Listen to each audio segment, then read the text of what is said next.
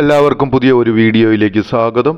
ഇനി നമ്മൾ ഇവിടെ പഠിക്കുവാൻ പോകുന്നത് പേജ് നമ്പർ 136 പ്രത്യുൽപാദന പ്രക്രിയയുടെ പരിണാമം, അല്ലെങ്കിൽ നമ്മൾ ഇങ്ങനെ പറയും evolution of the reproductive process എന്ന് പറയും, പ്രത്യുൽപാദന പ്രക്രിയയുടെ പരിണാമം. ഒന്നാമതായിട്ട് ഇവിടെ തന്നിരിക്കുന്ന ചോദ്യം എന്താണെന്ന് ചോദിച്ചാൽ 171 തന്നിരിക്കുന്നത് വാട്ട് ഈസ് മാമൽസ്. മാമൽസ് എന്ന് പറഞ്ഞാൽ എന്താണ് എന്നുള്ളതാണ് ഇവിടുത്തെ ചോദ്യം. Okay, mammals are animals which give birth. അതായത് മാമൽസ് എന്ന് പറയുന്നത് ജീവജാലങ്ങൾ, അല്ലെങ്കിൽ ഏതെല്ലാം ജീവജാലങ്ങളാണോ ഗീവ് ബർത്ത്, അതായത് പ്രസവിക്കുന്നത്, and lactate their young ones, അതുപോലെ തന്നെ മുലയൂട്ടുകയും ചെയ്യുന്നത്. അപ്പം മാമൽസ് എന്താണ്? പ്രസവിക്കുകയും മുലയൂട്ടുകയും ചെയ്യുന്ന ജീവജാലങ്ങളെയാണ് മാമൽ എന്ന് പറയുന്നത്. എനിക്ക് തോന്നുന്നു ആ ഭാഗം നിങ്ങൾക്ക് മനസ്സിലായെന്ന്. Okay, how fish and amphibians reproduce. ഇവിടെ ചോദിച്ചിരിക്കുന്ന രണ്ടാമത്തെ ചോദ്യം എന്താണെന്ന് ചോദിച്ചാൽ എങ്ങനെയാണ് മത്സ്യങ്ങളും അതുപോലെയുള്ള ജീവജാലങ്ങളും, അംഫിഫിയൻസ് ആയിട്ടുള്ള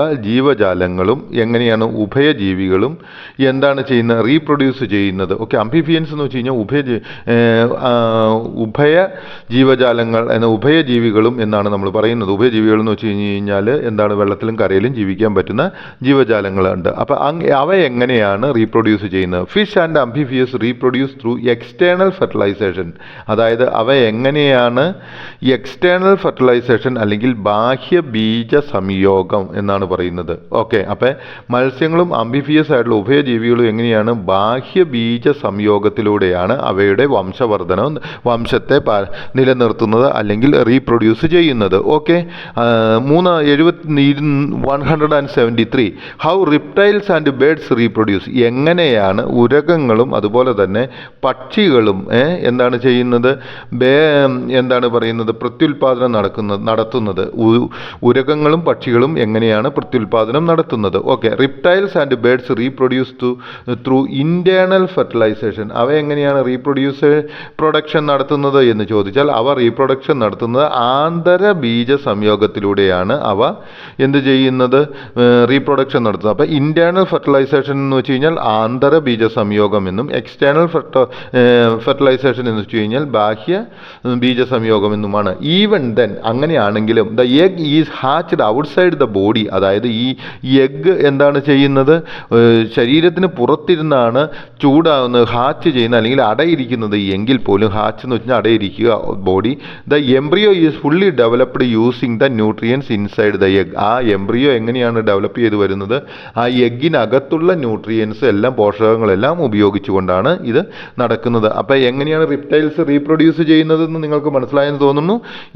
ഇന്റേണൽ ഫെർട്ടിലൈസേഷനിലാണ് നടക്കുന്നത്. അതേസമയത്ത് ഫിഷും ആംഫിഫിയൻസും ഏതാണ്? ബാഹ്യമായിട്ടുള്ള റീപ്രൊഡക്ഷനാണ്. ഓക്കെ, എക്സ്റ്റേണൽ ആയിട്ടുള്ള ഫെർട്ടിലൈസേഷനാണ് നടത്തുന്നത്. ഇനി 173 ചോദ്യം, how in animals production is done. എങ്ങനെയാണ് മൃഗങ്ങളിൽ റീപ്രൊഡക്ഷൻ നടക്കുന്നത്? In animals the egg is limited to a cell ovum required for fertilization. അനിമൽസിൽ എങ്ങനെയാണ് ഈ ഒരു എഗ് എന്ന് പറയുന്നത് അല്ലെങ്കിൽ ഓവം എങ്ങനെയാണ് റിക്വയർഡ് ഫോർ ഫെർട്ടിലൈസേഷൻ? അതായത് ജന്തുക്കളിൽ, അതായത് പ്രസവിക്കുന്ന ജന്തുക്കളിലെല്ലാം egg is required for fertilization. ഒരു എഗ് വേണം, ഒരു സ്പേം വേണം. Okay, the foetus completes its growth by receiving nutrients from mother's body. എന്താണ്?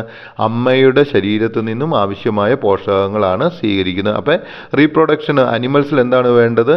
ഒരു എഗ്ഗും ഒരു സ്പേമും ആണ് വേണ്ടത്. ഇവ രണ്ടും കൂടി ഫെർട്ടിലൈസ് ചെയ്യപ്പെട്ടിരിക്കണം. എന്നിട്ട് അത് അമ്മയുടെ ശരീരത്തിൽ, ആ മൃഗത്തിൻ്റെ ശരീരത്തിൽ നിന്നും, അമ്മയായ മൃഗത്തിൻ്റെ ശരീരത്തിൽ നിന്നും ആവശ്യമായ പോഷകങ്ങളാണ് സ്വീകരിക്കുന്നത്. ഓക്കെ, ഇനി നമ്മൾ 137 പേജിൽ നമുക്ക് ലെറ്റസ് അസസ് എന്നുള്ള ഭാഗമാണ്. അപ്പോൾ ഇതിനകത്ത് 2-3 ഇച്ചിരി ബുദ്ധിമുട്ടുള്ളത് ഞാൻ ഇവിടെ തന്നിട്ടുണ്ട്. പല ചോദ്യങ്ങളും റിപ്പീറ്റേഷനാണ് നമ്മളുടെ ക്വസ്റ്റ്യൻ ആൻസർ സെക്ഷനിൽ തന്നിരിക്കുന്നത്. അതുകൊണ്ട് ഞാൻ റിപ്പീറ്റ് ചെയ്യുന്നില്ല, എങ്കിലും ചിലതൊക്കെ ഞാനൊന്ന് നിങ്ങൾക്ക് വേണ്ടി പറഞ്ഞു തരികയാണ്.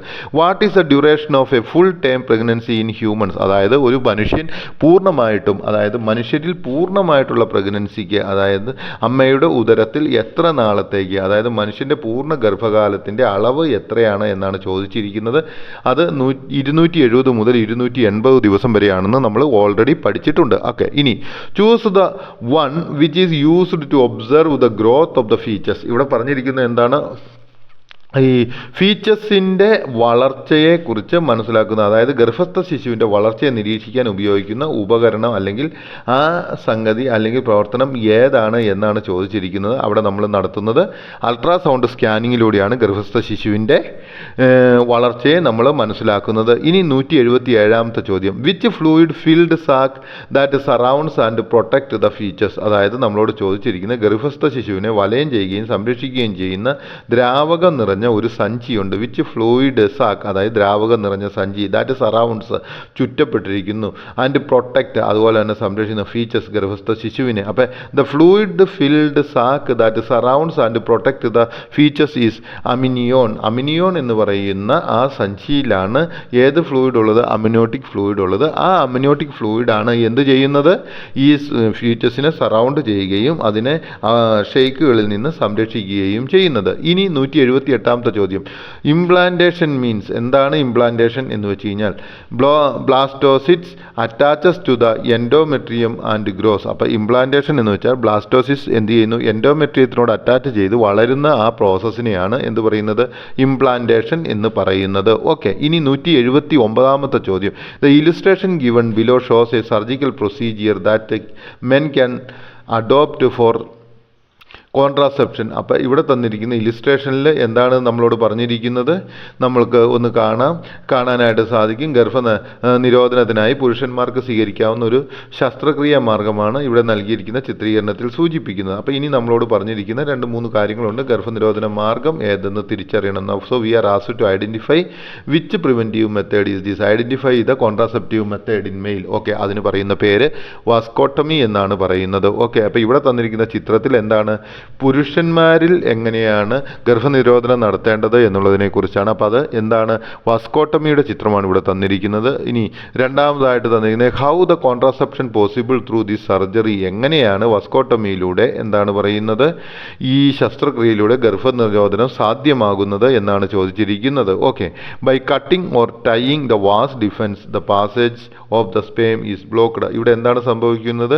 ഈ വാസ് ഡിഫറൻസിനെ കട്ട് ചെയ്ത് അവിടെ കെട്ടിവെക്കുന്നത് മൂലം സ്പേമിൻ്റെ സഞ്ചാരം വാസ്കോട്ടമി ഡിഫറൻസിലൂടെ ഇല്ലാതാവുകയും അങ്ങനെ ആ സ്പേം ശരിയായ രീതിയിലേക്ക് പീനസിലേക്ക് എത്തുകയും അങ്ങനെ അത് വജീനയിൽ ഇജാക്കുലേറ്റ് ചെയ്യപ്പെടാതിരിക്കുകയും ചെയ്യുന്നു. ഓക്കെ. ഇനി 180ാമത്തെ ചോദ്യമായിട്ട് ഇവിടെ തന്നിരിക്കുന്നത്, which of the following organisms reproduce by external fertilization. അതായത് എക്സ്റ്റേണൽ ഫെർട്ടിലൈസേഷനിലൂടെ തൻ്റെ വംശത്തെ പ്രൊഡ്യൂസ് ചെയ്യുന്ന ജീവജാലങ്ങൾ ഏതൊക്കെയാണ്?